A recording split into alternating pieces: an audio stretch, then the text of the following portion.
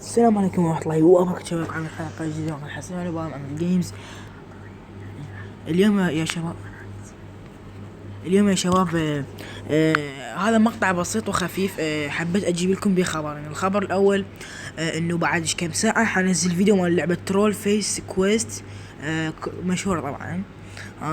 بس حنلعب جزء الفيديو جيمز او الالعاب، يعني تعرفون بوكيمون وكلاش، يعني يجيبون العاب مال انجر بيرد يعني على الالعاب. فاليوم شباب هذا مقطع بسيط هيك نزلته خفيف. بعض الناس او بعض المشتركين قالوا علاوي نريد رابط المتجر العراقي اللي هو هذا، تتذكروا قلت لكم عليه نزل العاب مهكرة وكلاش وهذا. فاليوم نزل لعبة اليوم، هو نزل 3 العاب اليوم ما ادري وينهن. على العموم فاللي يريد البرنامج، طبعا صار لكم اكثر من 3 شهور متوصلين بس تريدون البرنامج.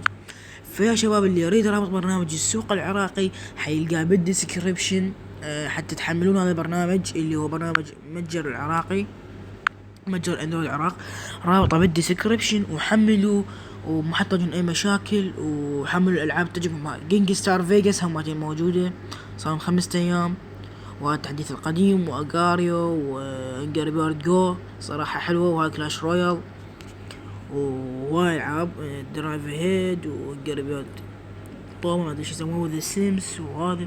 العموم اللي يريد ينزل اللي يريد ينزل التطبيق رابطه بالديسكريبشن، واللي يقول على انه حصلت الرابط حصلته من قناه ابن عمي اللي هو كلاش اوف كلان العراق.